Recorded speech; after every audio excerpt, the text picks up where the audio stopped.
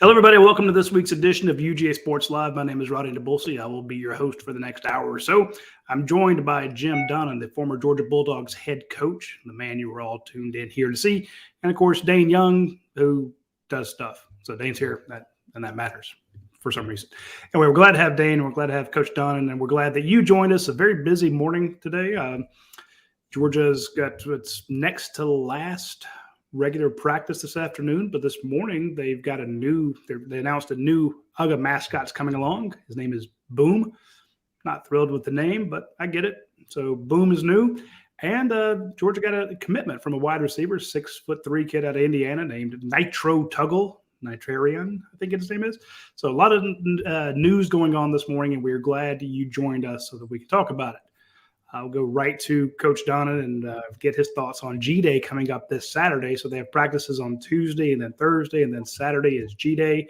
Last week, Coach, you said it was going to be vanilla. I think that is a fair assumption. But at the same time, what can we expect to see on Saturday? Well, first of all, I want to congratulate Coach Muschamp on getting the new UGA named after him. So That's good. Pretty awesome. He's got a lot of pull with the head coach. And, Nitro, I love that name. There's a town up in West Virginia, Nitro, West Virginia, that, where they make all these chemicals. I mean, I don't know how people ever even live there. It smells so bad. But and that was your favorite American Gladiator, right? We've talked about this a ton. Right. Yeah, I'm just happy to get another receiver. But, Dayne and I were talking about it before the show. With the advent of 15 practices compared to 20, and the limitation on the number of scrimmages you can have, it's probably a little bit more. Defenses are able to run a few more things in spring, and offense is the same than they used to be so controlled, that you just didn't want to show anything. But with us playing 15 games every year and all that, there's not a whole lot of secrets. So you want to really analyze your players more than you worry about what you're showing the other teams you're playing. I mean, good God, we're playing UT Martin. I think they got a pretty good idea of what we're going to have. So you want to analyze your team. How our back's going to do on pass protection, from the standpoint of, if you never rush anybody, you can't really analyze how they're doing in front of all these people with all the pressure on them. And so that's going to be a way to see how these younger guys can pick up the different blitzes that Schumann and the defenses bring. Quarterbacks, I think the first team quarterback is probably a little bit of a disadvantage compared to the second one, because he's going against the first team defense. He's going against better players. Now you can say, well, he's got better players, receivers. You got better players around him and all that, but there's a little hem and haw back and forth there. But that's why throughout the spring they put quarterbacks with different groups so they can see how they look. And the same thing with some of the secondary guys. You can really analyze a secondary guy may be better playing with a second team defensive line than you can the first, because more balls are going to be launched, and you're going to see the ball in the air. But conversely, the fact that we don't call sacks helps the defensive backs, because you see the ball in the air a little bit more. And the reason we don't call them is we don't want the quarterbacks to get hit. But I think there's just some back and forth here that if you just put it down in concrete writing here, I think we want to analyze how the backs can handle the different looks. How many of these young receivers are able to step up that of the freshman class, and the two transfer receivers, what they look like. And then defensively, how's our perimeter look going to look with these different corners? They've had a lot of good competition there. And all of a sudden you're playing without Michael Williams and Marvin Jones all spring. So the defensive front is not what it's going to be. And the kicker, Zirkle, doesn't have the competition he'll have in the fall with this Peyton Watson kid coming in. But all in all, I think anybody that goes into that stadium at 4 o'clock Saturday afternoon, at 6 o'clock Saturday afternoon, they're going to be saying, "Holy balls." I mean, they're just going to be saying, "Yeah, come on, bring it on, Nick, bring it on." To your point, I want folks, when you go in there, let me grab the numbers here. Some New Jersey numbers I want you to look for, folks. Look for number 29, outside linebacker Gabe Harris. Look for number 26, outside linebacker Sam Impemba. Look for number 35, Damon Wilson II. Those are. Oh, Roddy, you just trying to bullshit these people. How about looking at number 5? 5, Raylan Wilson. I mean, you can go there. I'm just telling you. You tell them that number 1. This is your show, and you don't even give them the best stuff. You've been to the Masters. You've been watching all this Masters golf stuff, and you don't even tell them to look at Raylan Wilson first. I will get to him in a minute. Hey, Awesome Lucky. I'll tell you, look at him. But I want people to, when you mentioned Marvin Jones Jr. being out and Michael Williams being out, you're missing 2 superstars, 2 5-star guys, the bookends that came in last year. But you replaced 3 more of them. These don't look like these kids are still supposed to be in high school, coach. They're supposed to be getting ready for prom. Yeah. They're monsters. They're grown ass men. They're huge. So I just say, if you're looking down there, you got your binoculars on and you're looking at who's that senior down there. I don't know. Hell, CJ Madden. I had to ask somebody who he was. I've forgotten what number he was. I think he's 16 now. He's a giant. I'm like, oh yeah, they look good. He's a backup. Kirby made the point though. They still got to transfer it to the field. I mean, yeah. I think that's the thing that where in the old days they would probably look better if you just had a vanilla run one defense and they did the same thing over. But they want to challenge them and see how they reacted, making checks and how do you handle being out there on your own without the coach to tell you what to do. So I think that's very good way we do it. We stress these kids. I mean, really put a lot of heat on them, and they realize that they got a long way to go if they're going to be what they need to be, not only to play here at Georgia, but play at the next level. One thing I wanted to emphasize too is because I'm dismissive of the spring game. I don't think it functions the same purpose that it once did, like entertainment wise. I don't find a whole appeal in it. All that said, especially for these players that you were talking about, this is the first time they'll be playing in Sanford State, fans there. This is a big deal. Yeah. This is going to be the first piece of their 3, 4, however many years they're playing for Georgia. This is the first time they play in that stadium, and you don't get a lot of those.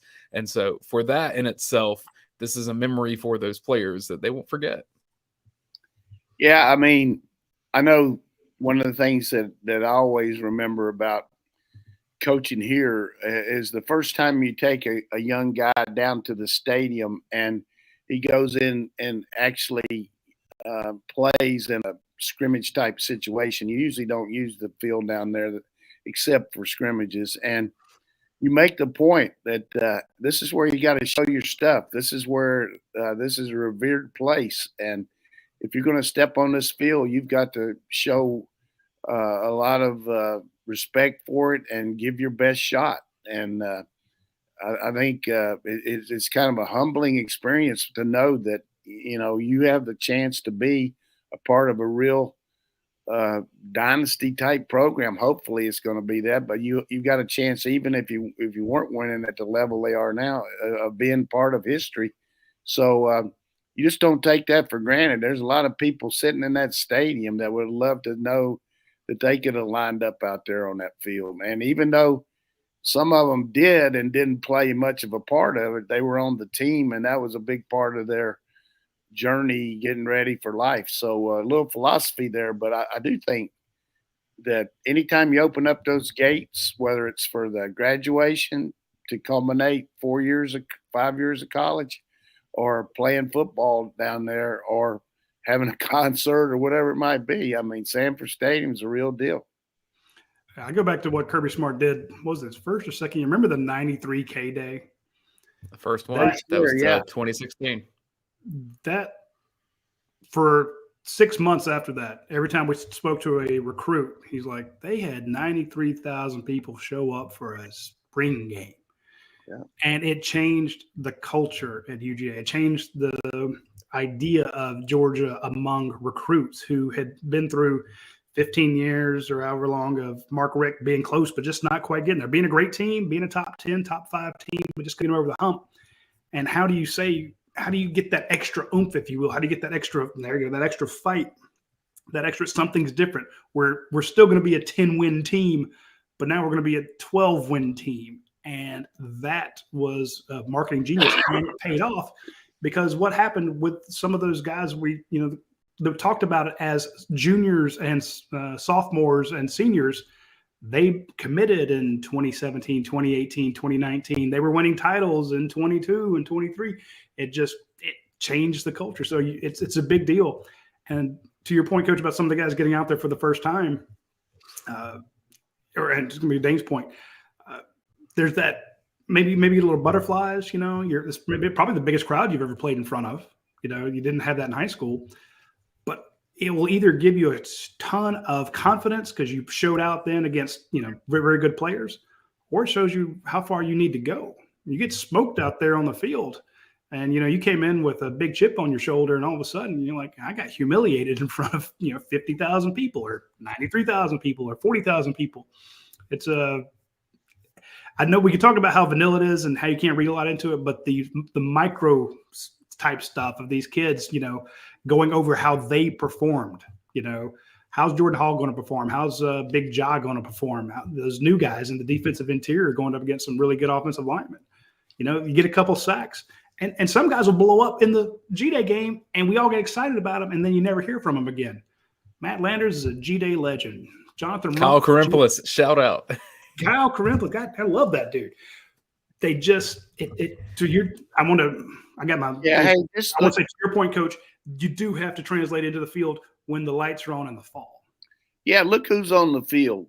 I mean, when the threes are out there, I mean, these guys, hopefully, some of them will be on scholarship maybe, but some of them probably won't. But there's still a lot of good players there. There's a real demand to be part of this team. So there's some guys that aren't on scholarship that could be playing for some other schools. And they want to play for Georgia. And, a guy like Dan Jackson came here. Look what he's been able to do. I mean, you can Cash Jones. I mean, there's a lot of guys like that make a big imprint on your special teams and get a chance to be a part of a significant part of it. But I would say this is just like I used to tell kids that come to the camp. First day, you probably it's not what you thought it'd be, and you can't wait to get home and see mama and all that. So you make a rash judgment, and it's not what you think it's going to be. Same thing's true with the team. Hey, you can't see a proven product on Saturday because it's hard to play against yourself. You got to get all those special teams instead of 11 guys on a punting situation. You got to get 11 more to return the punt. Kickoff, you got 11 kickoff guys. You got to get 11 more, and you got to get that from a team of 30 to 40 players compared to 80. So each team has 40, 45 players, and you got to get all those special teams and everything. So it's hard to play against, make a game type situation versus yourself. Now, a scrimmage where you can have guys playing for both teams and doing all that, it's a lot easier. But a game is used to drive me crazy trying to get everybody out there and make sure you look like you knew what you're doing, because that's what you're supposed to. But it's hard to do when you have a limited number of players there. Because the best part about it for me now compared to the old days, you got those freshmen that weren't going to be here till the fall are now here to help you supplement the guys that you've lost in either the draft or the graduation. So your squad numbers are a little bigger, and that helps you in the spring game. So a little bit of both ways there, but it'll be and they're not even start till 4 o'clock. I guess that's for TV or something. So I guess is that why they're doing that, general manager? What's the deal? It is usually when the TV network, ESPN, wants to put you on their channel, they'll pick the time and you go with it. That's why. Okay, so we're going to be on ESPN. That's my understanding. I'll double check on it, but ESPN is what I've. And I don't. I mean, Florida's playing to Thursday night, and it's streaming, and it's supposed to rain.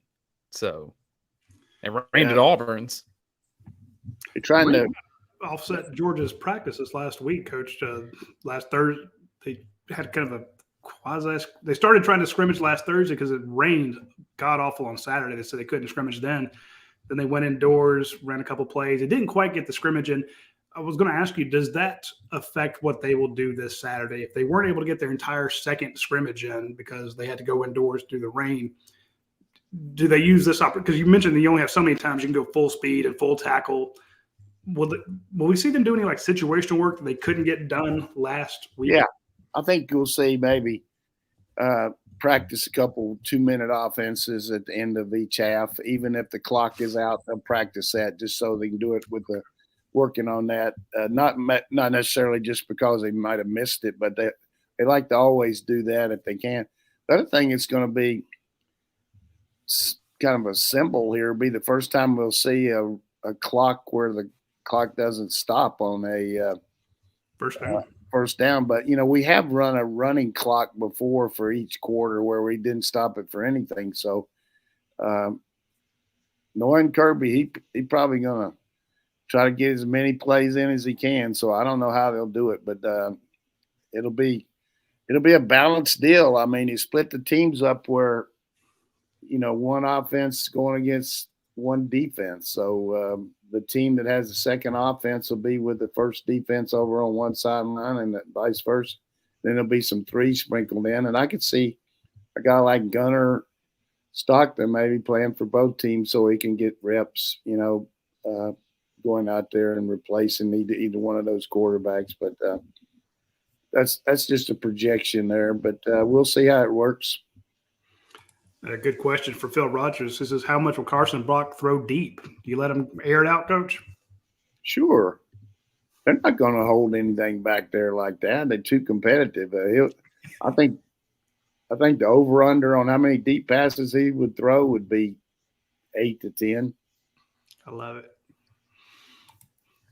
That's a good question by Phil or whoever might say it, because you're thinking that what do you want to show and what you don't? I just don't feel like with our schedule, the teams we're playing before we play South Carolina in a conference game, we're a lot more worried about what we can do to analyze our players than what we're able to do to keep the other team from seeing what we're doing, So the advantage that these teams have, their spring game's probably not on TV, although it might be on ESPN Plus or something like that. But you do have a situation. If let's just say the general manager is the defensive coordinator for Dayne Young, defensive coordinator for Tennessee Tech, is a Tennessee Martin. Well, you got that TV copy that you can watch all summer where you analyze Georgia's personnel and look at them. Hey, this guy does a bad step on this or all that. So that's kind of an advantage because you can take that tape off of a TV copy. But it's just not – the last time I'm broken, it's just not as big a deal about holding stuff back anymore as compared to get out there and strut your stuff, man. Show me what you got. Georgia on ESPN2 for the spring game. The Boston Celtics in the NBA playoffs will be on big ESPN. Who are they playing? I don't think that we know yet. Play-in has to happen. Game. A lot of big play-in games tonight. Lakers, hey, watch out for the Warriors, man. They're getting ready to rock it. It's hard to beat them in a 7-game series if they get to it.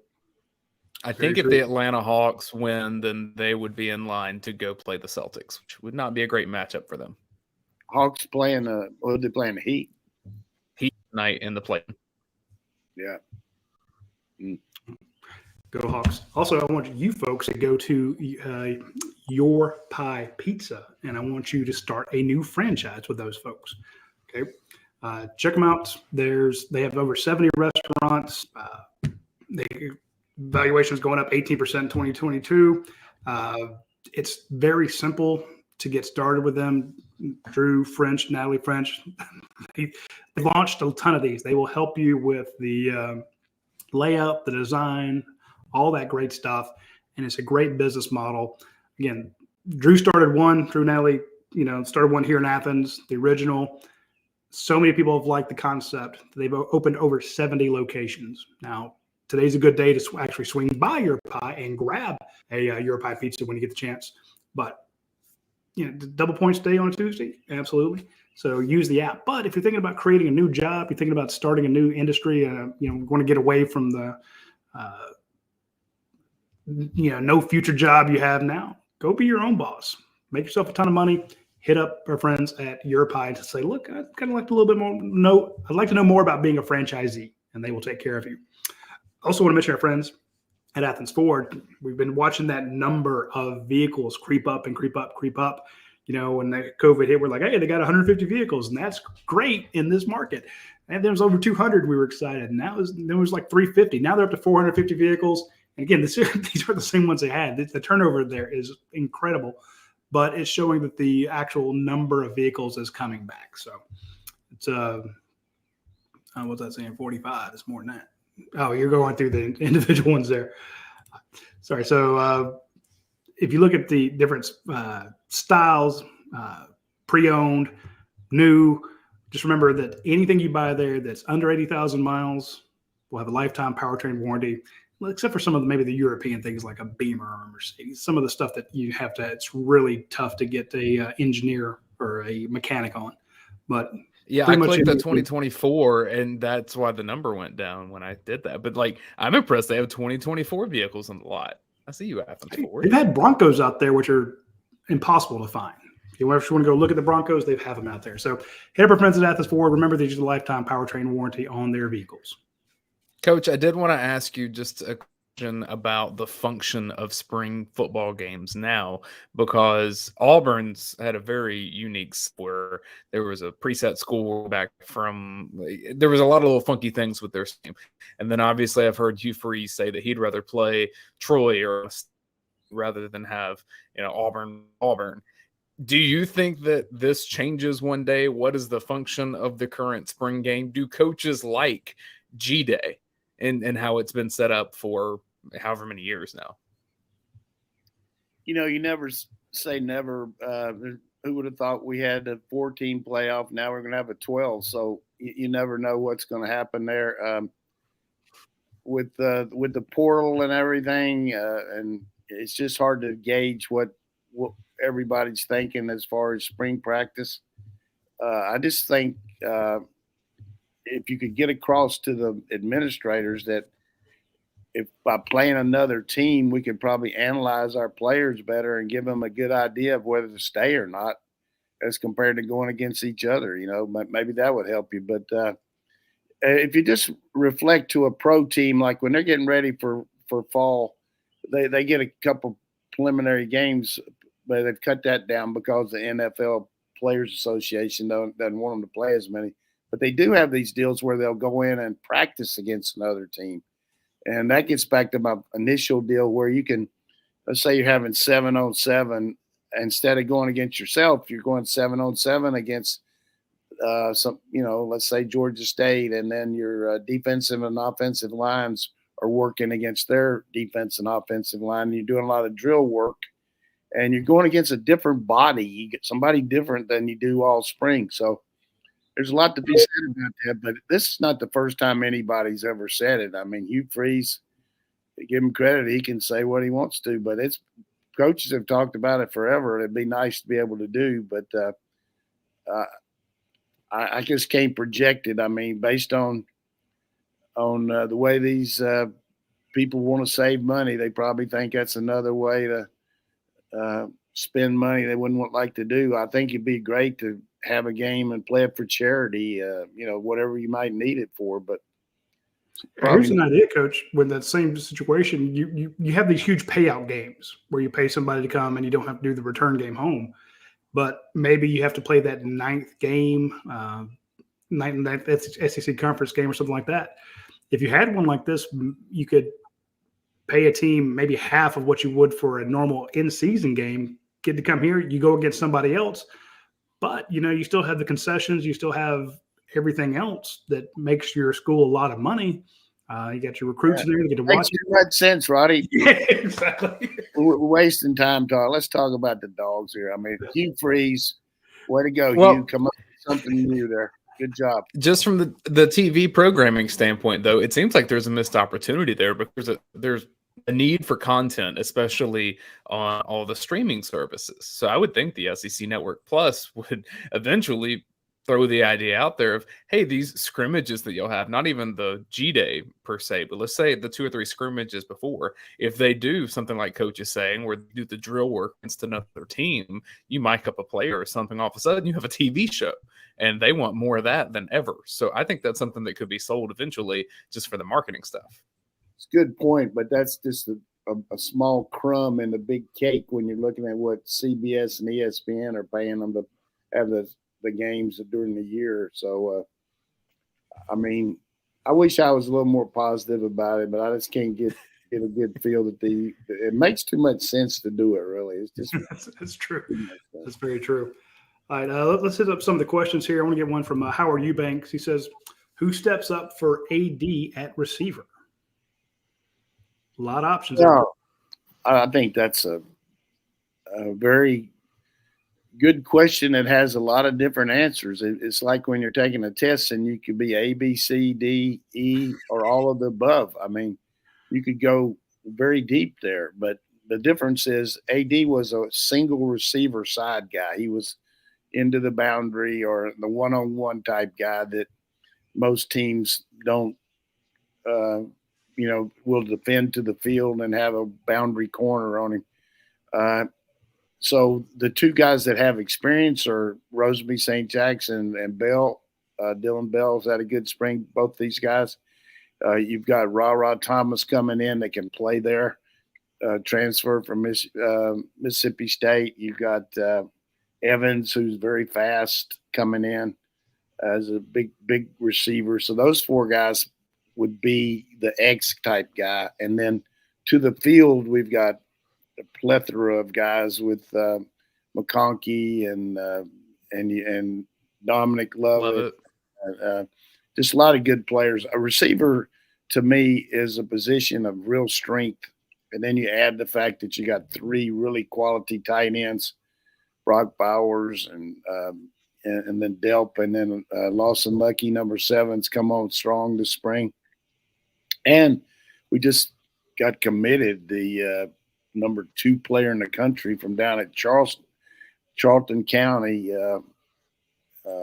Man, oh man, just unbelievable. That kid's 6'7", 6'8". I remember Kirby sent me a little. He never sends me much, but he sent me a text picture of him and Champ Bailey's mother back in September or right around. And I said, "Hey, that's great." He said, "I'm down here watching this kid. It's another. I'm not going to say what he called him, but just really good player from Charlton County. And hey, he was watching him play basketball. And this Williams kid's a real deal." The last thing I want to point out before I forget it, because I had it in a note. Any of you can on Friday at 5:00, the Georgia tennis team's playing against Mississippi State. 10-0 in the conference, have the regular season championship tie right now. One more win will win it outright. But Tennessee's has lost 2. We haven't lost, but we played Mississippi on Sunday. So great year for Manny Diaz, Coach Hunt, the players. Had a big win over the Gators on Sunday. So get out there. I mean, they want to get a crowd of 3,000. They had about 2,500 for Kentucky. So hope you can make it out. And the women's continue to win right up there with Texas A&M. Georgia's now ranked 4th in the country in men's tennis. So got a chance to win the whole whole shooting match this year. Our congratulations for at least yet another partial title for Manny. I've covered a lot of tennis matches over there. It's a blast. If you're in town for today, be sure to catch at least one of those. Coach, you're talking about Elias Williams out of Charlton County, 6'8", 230 pounds. He's the number 2 athlete in the nation. Georgia's recruiting him as a tight end. Todd Hartley strikes again. We were mentioning some players to watch. Folks, watch out for Lawson Lucky, number 7. Keep an eye on him. And, of course, we see Darius Smith Sr. is on the show with us in the comment section there. His son, number 19. Didn't get to see a ton of him last year. Is he on the comments? Yes, sir. He's watching the show. Hey, let me tell you something. I'm proud of your son right now. I'm glad you're watching this show. I talked to him several times out there at practice. Last year he was hurt for a little bit. And my deal is if I see somebody and I think I try to encourage everybody, and I don't go out there much, but I don't know if you take credit for him or your wife, but you got the real deal there, man. You got the real deal, good person. And a player, I mean, he can flat out run for his size. So anything that we've said to not say enough about him, I'm higher than a Georgia pine on that kid. I can tell you that. Exactly. I'm high on him. I love the South Georgia boys are just legit. And when they got that Elias Williams, he's a 2025 kid. And I'm like, Charlton County, the ones that always the track team. So they always have a great track team that they bring to the state title. So just talent oozing in Georgia. Georgia now has the number 1 and number 2 ranked classes in the number 1 class for 2024 and the number 1 class for 2025. How long will that last? I don't know. But just saying, Georgia has not lost a beat when it comes to recruiting. And I know it sounds weird, but it gets harder when you win a lot of titles because your team's loaded. And with the kids, Coach and I were talking about this the other day, they're not excited about coming to your program to win titles as much as they are to come and get prepared to go to the league. So what matters more for these kids is the number of guys that Georgia has drafted in the upcoming draft versus how many titles you win. I mean, a title's great, but they want a job in the NFL. So show them that you can develop them, show you can put them in the NFL. And that's where you have the number 1 class in 2024 and 2025. But, some of them do say, hey, I want to be part of the dynasty. I want to be part of the championships, all that. So it's a lot of different ways to look at it. But the biggest thing is you got a culture here of development and you've got a proven pattern here that people – you're just not selling dreams. You're selling reality. And that's what I used to say to a kid back in the old days with Oklahoma or Marshall or Georgia where we were winning, said, well, if you had your, hard-earned money, what would you rather pay it put it in a bank that pays dividends every year, or one that, hopes they say they might be able to, but, they don't have a history. And Georgia right now paying some pretty good dividends. Howard had asked about receivers. There's another question about this from Middle Georgia UGA Dog Pound. Is Dominic Blaylock practicing with the team? He is not. He is not on Georgia's team. I don't think he has a destination at this point. Yeah, Dom had a great career here, and he's going to school, get his degree. A lot of conjecture where he's going to go. I've heard several different places, even Miami. I heard Miami. Who knows? Wherever he goes, I wish him well. He did a good job for Georgia, and he's a very good young man. I like him a lot. Dante G. Films asks, have we talked about the kid Nitro Tuggle? We mentioned him at the beginning that he committed at 11 o'clock this morning, or 11:15 or so. Nitarian Tuggle, he is 6'3", 190 pounds. He's a wideout from Indiana he's transferring to IMG, the football academy down in Florida. Last year, he had 38 catches for 821 yards with 22 touchdowns. He even rushed for a few TDs and threw for a few TDs. So quite the athlete, big wide receiver. Doesn't have a ton of star rankings. I think he's a 4-star, but he doesn't have a ton, in the higher end there. But I've long learned to give credit to Kirby Smart and the Georgia recruitment guys when they go looking for a wide receiver. Lad McConkey was also not a highly recruited guy. There's a lot of when they look for wide receivers. Let me say this: if he's got 38 catches and 22 touchdowns, they need to be throwing it to him a little more. Wow, that's a good percentage. Plus, he ran a few and threw a few, Coach. I'm just saying he puts up numbers. I don't care against air. That's good. So he'll go to IMG, and we'll see what he does down there. But that is a big pickup. And just because we don't have him ranked, in the top 5 or something like that, don't read too much into it. You know what IMG does? Smart's recruitment analysis over ours. And I shouldn't say that as rivals guy, but there it is.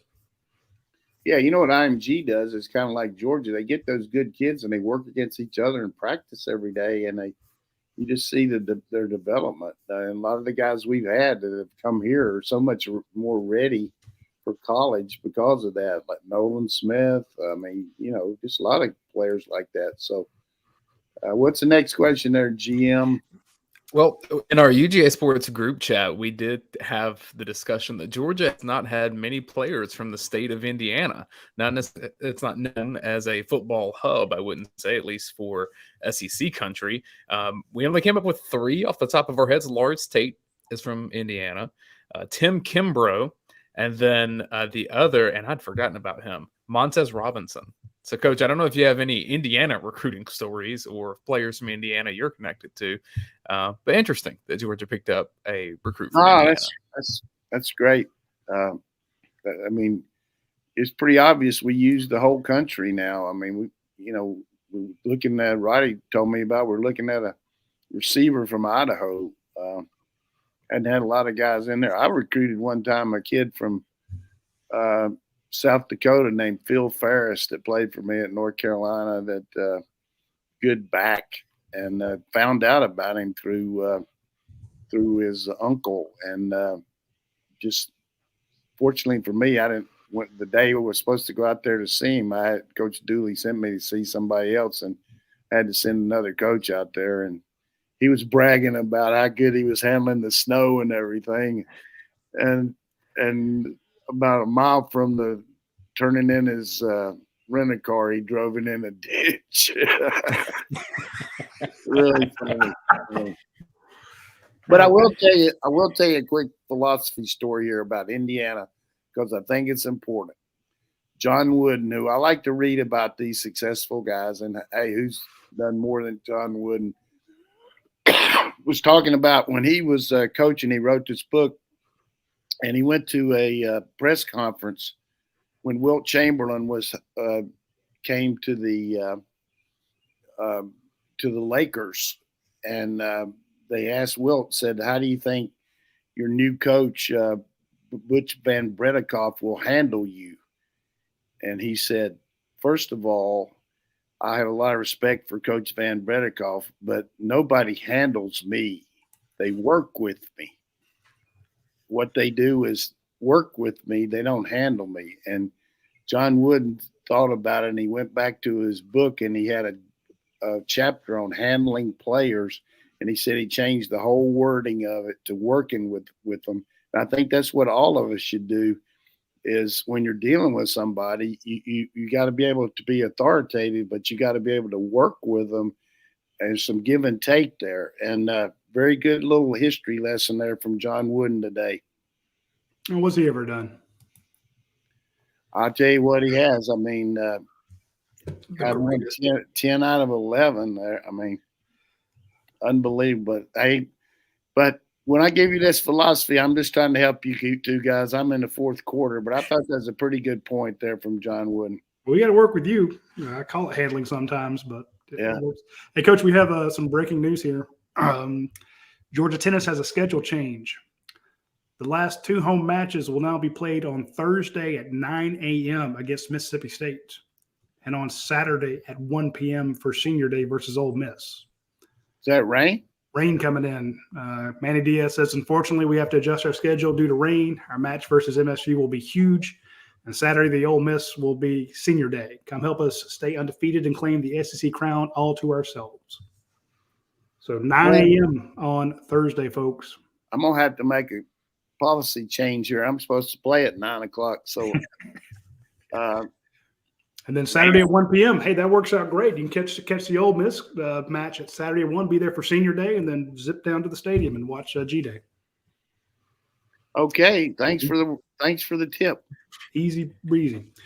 Speaking of other tips, I'm going to give you a tip right now. If you join our friends over at primeshrimp.com, they have this great sampler pack. Okay, you get to try all their flavors, 2 of each of the New Orleans style barbecue, the garlic herb butter, the French Quarter Alfredo, the Louisiana boil, the lemon and cracked pepper, and their signature Cajun spiced. Free shipping, $110 for pounds and pounds and pounds of flavored shrimp. It's shrimp made easy. It comes to you frozen. You put it in your freezer. Then when you're ready, you take it out, drop it in some boiling water, give it 4 to 8 minutes.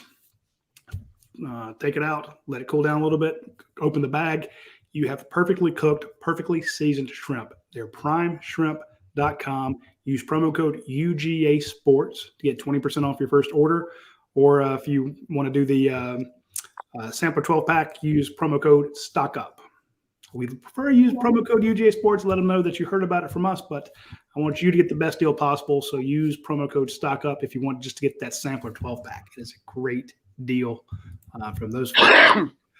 Also a good deal is our friends over at myperfectfranchise.net. When people keep asking me that, well, what is the franchise guy? I don't understand that. Basically, he's a franchise coach. If you're not sure what you want to do with your career, but you know you're not happy where you're at, or you know you could do more. You want to get out of the rat race. You want to get away from some of the having somebody else command where you go and what you do and when you show up and all that. If you want to be in charge of your own life, be your own boss. Now, how do you get there? It's easier said than done. And if you start Googling franchise and how to own one, you're just going to get bombarded with people trying to make money off of your insecurities or your uncertainty. Reach out to Andy Ludecky or Brian Beachy at myperfectfranchise.net. It is free, completely free. He makes his money from the franchises that you decide. So if you decide you want one and you sign all the paperwork, they pay him. You don't have to pay him. So hit up the folks at myperfectfranchise.net.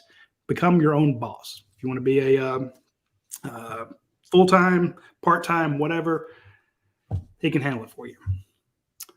Coach, you mentioned just the litany of receivers that Georgia has in that question from Howard. And we don't mention him as much, but man, I am still such a fan of Jackson Meeks and what he brings to Georgia's team. I think his potential is still untapped in just a production standpoint. So I know it's hard to get on the field. There's a ton of receivers.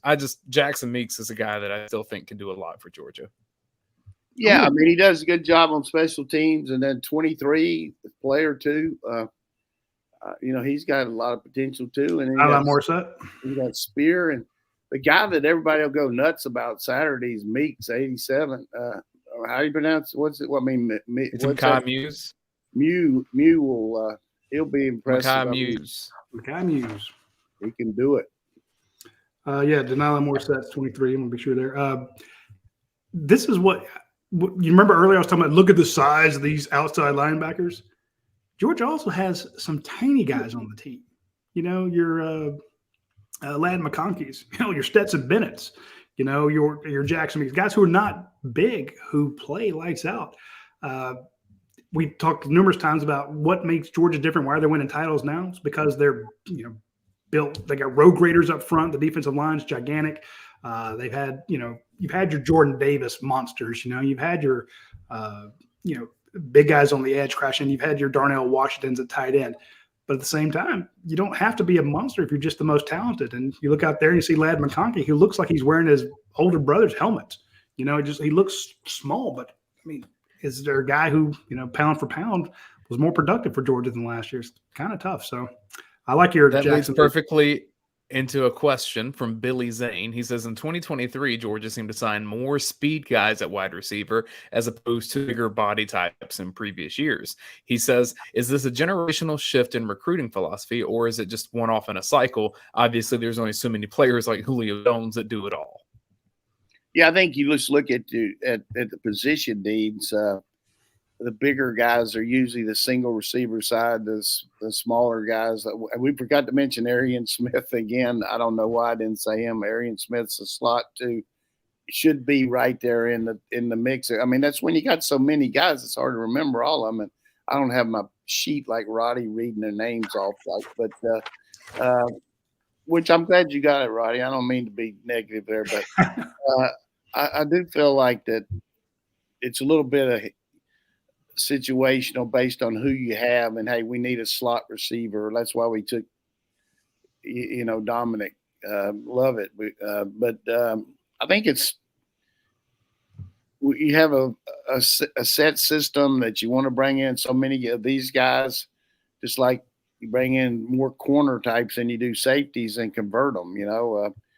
Kirby likes to take high school guys that play both ways, because usually if you're not playing both ways in high school, you're probably not quite as good as some of the other teams. You know what I mean? So I think unless you're just a bigger 6, 7, 8 team to have so many players, but it's always good to have a guy that can play both ways and then convert him in college. Kirby's always really prioritize speed, though. If you go back to a guy that played both ways, like Eric Stokes, he's 10-2. We'll find a spot for him. He had 10 200-yard dash. And you mentioned Anthony Evans can absolutely fly. I love speed. I love it. Question from John Adams, 88, says, Bloody Tuesday is the toughest day of practice in the fall. We all know that. Does the team keep Tuesday as the toughest workout when it's not the fall? Ooh, good question. I think you really don't get typecast as far as days in the spring as much as you do. You have a set schedule, off on Sunday, Monday is light, Tuesday's heavy, Wednesdays kick back a little bit, Thursdays really put the polish on, Friday walk through, Saturday game. In the spring, you have 15 days, and they set it up 5 weeks, three practices a week. Tuesday is a lot of physical contact, not necessarily putting them on the ground. You can't. Thursday is maybe a little bit less and more teaching, with in between each day, like Monday, Wednesday, and Friday, you have walkthroughs, and then Saturday, after the first week, you do the same thing, and then after that, then you have 3 scrimmages. So the day Tuesday doesn't connotate like it does in Tuesday during the regular season, okay? It's more of just a practice day that falls on that day of the week. That's a good one. UGA alum 95 says, who does Coach Donnan think replaces Jalen Carter at nose guard season? And then how much of a drop-off do you see from the defensive line? Well, I mean, he's a generational player. I don't think you can replace him with just one player. You got to get some different guys that come in there, like Bear Alexander and Stackhouse, and this Hall kid coming in looks good. You got Jarrett, the big kid from Greensboro, North Carolina. So just a combination of a lot of people that, Brinson can come in there and play 3 technique and also play in. We got some good players there that'll pick up the slack. And overall, the fact that he was hurt last year really helps our team this year because of all the reps that those guys got when he wasn't playing. So they got really good reps in a winning situation when the pressure wasn't on, where we weren't behind much, where they got a chance to go in there and really cut it loose and develops a lot of confidence. I want to say one thing about, speaking to Trey Scott about his defensive line. He was so excited last year before the national title game. We spoke to him. He was just couldn't wait for this year. And then when you speak to Chidera Uzodiribe, he's so excited about his outside linebacker. He's just thrilled to death about the guys he had coming in. Some of the guys were going to show up. Some were, I think 1 or 2 were already there for spring or for bowl practice. Then you have Fran Brown talking to him about the nicknames of all his guys in the secondary. He's ecstatic about the guys that he has. And then, of course, Todd Hartley's got to be thrilled with his tight ends. That would be interesting to know which coach, if you had to compare them, who was the most excited about their squad. Because Kirby's smart. That's cheating. I want to know what position coach is excited about his guys. So, and that's what's good about college coaching. You have a turnover every year. Every team's got a new identity, new goals, new set of way you got to adjust to who you lost and who you're replacing them with. And like I said, you just can't replace a Carter. But and the other thing that I just chaps me is to keep hearing all these people analyze Carter and his situation based on one thing that happened, which was a tragic deal. But to continue to typecast him as having off the field issues, which generally you got to look at that for sure if you're a NFL team. But some of them don't even know that the case has already been finalized, and know what's, some guy was saying they got to figure out what kind of punishment he's going to have. It's already been set up. So it's been adjudicated. It's over. Do your due diligence on these guys. And I'm just telling you, there's going to be a lot of people happy, whoever drafts him. I know that. Yep. All right, question from, or you want to do Go sponsors? Go for it. Yeah, I want to mention our friends over at Dead Soxy real quick because I want folks to jump on and get the get a free pair. So basically, just give them your email address so they can, and you can opt out if you want to, don't want notifications from them. But it's a good idea to get it. So hit up the guys at Dead Soxy, become one of their VIPs, get a free pair of socks, try them out. Look, they've been in Men's Health, Forbes, GQ. They're all over the place. GQ called them the new standard in socks. They're getting a lot of press because they are, and we were there early. We told you this was coming. So their socks are fantastic. Everybody likes them. Once you try them, you'll be addicted to them. You won't buy any other socks. Use promo code UGASports, get 25% off. Try the red and black socks. I'm just saying, Georgia hadn't won a title until 2 years ago when they became our sponsor. Now Georgia's won 2. Coincidence? Maybe, but I'm just saying, I think a lot of Georgia fans are wearing lucky socks, and it's paid off, and maybe it'll pay off for a three-peat in 2023. But you got to join the movement. Get your socks from Dead Soxy. Use promo code UGAsports.com. Also, if you're in town for G-Day, go by Academia Brewing Company. Go by Friday. Go by Saturday before the game or before the tennis match at 1 o'clock. Go by after G-Day. Grab a bunch of great beer. Take it home with you. Try get a flight so you can try all their different beers. They'll give you 4 different pours. Choose 4, pick the one you like, and get a big pour out of it, or try 4 new ones.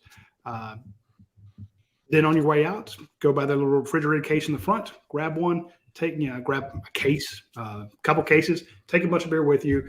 Hit up our friends at Academia Brewing Company. Also, while you're there, you're going to get great food. It's a great atmosphere.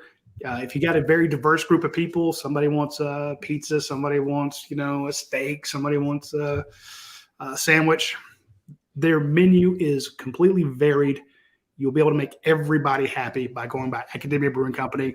And I guarantee you, Matt Casey will be the loudest guy in Sanford Stadium, the founder of Academia Brewing Company. He's a huge, huge, huge Georgia fan. He's been at the last 2 national championship games. He lives and breathes dogs. So support the guy who supports your team. Question from Pine Tree 1: is Tyke Smith in a position to earn the starting role this fall at star or safety? He's in good position.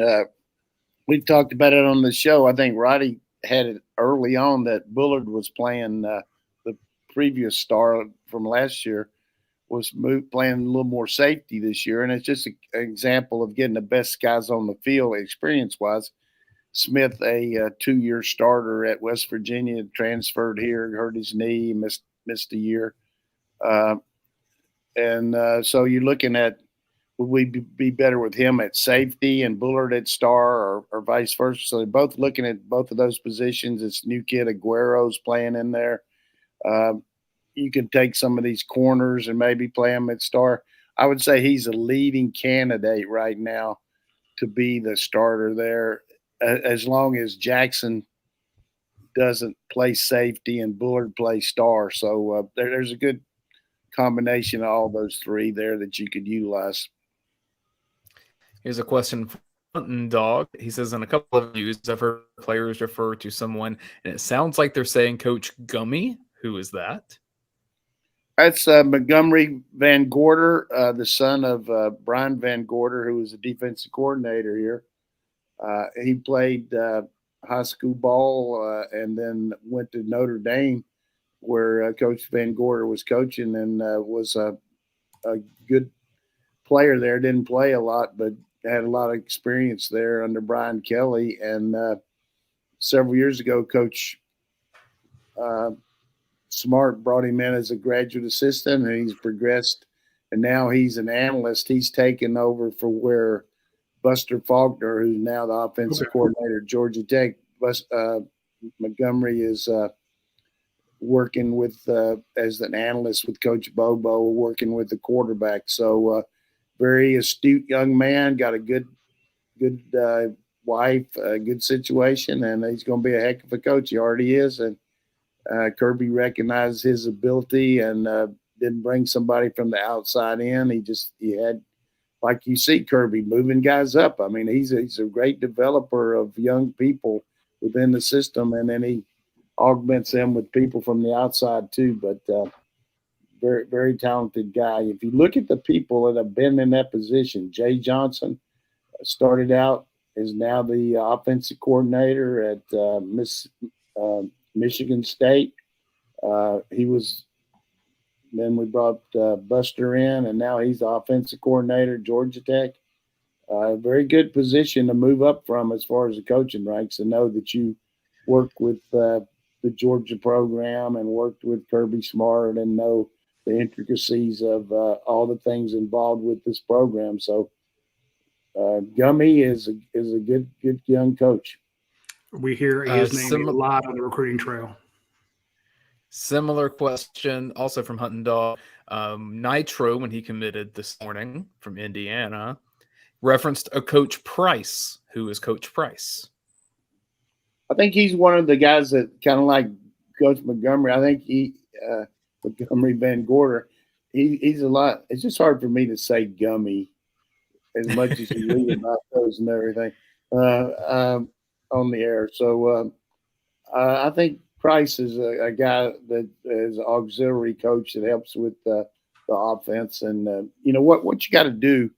These coaches are always dealing daily with different things, whether it be academics, whatever it might be. And you got these helpers that kind of chase these guys down and stay with them and text them and get on social media with them and do all that. And each position has a coach like that. And I think Coach Price works with receivers. That it makes you feel good that he's recognized when a guy commits. He puts his name on there too as somebody that was beneficial in helping him make the decision here. So, for instance, for the fans, if a guy comes here on an unofficial visit, the coach is really geared in to getting ready for practice that day, and you want to spend some time with the kid, but you got to get your own players ready. You only got 15 practices, so you'll have somebody like a recruiting assistant will show them around maybe and take them to the stadium and do all that leg work, take them to an academic report appointment, take them down to meet the strength coach or trainer, show them the nutritionist, all that stuff. And that person is somebody like Montgomery Van Gorder or Coach Price or somebody that really talks to them as much as anything. And then in the meantime, you got to set up a meeting with Coach Smart while he's there that day, all those different things. So these people are invaluable. And I think Eddie Gordon and God rest his soul, DJ Looney, guys like that who always mentioned in those recruiting commit stories are like, it may not be the name everybody recognizes, but that tells you who the next up and comer is going to be. That's good. Eddie Gordon's on his way. He's going to do a great job at UAB. He gets to come right back this season to play in Sanford Stadium when UAB comes there. But I promise you, Eddie Gordon is going to be a guy that's an offensive line coach at one of the bigger schools when the time comes. He's on the way. Yep. Agree 100%. Is that all the questions? That's all the questions that we have, Roddy. Yes, that's it. Awesome. All right, folks, we will be back here next Tuesday at noon to talk G-Day. We'll break down what we saw. Remember, Thursday, 9 o'clock, be over at Georgia Tennis. for their match versus Mississippi State.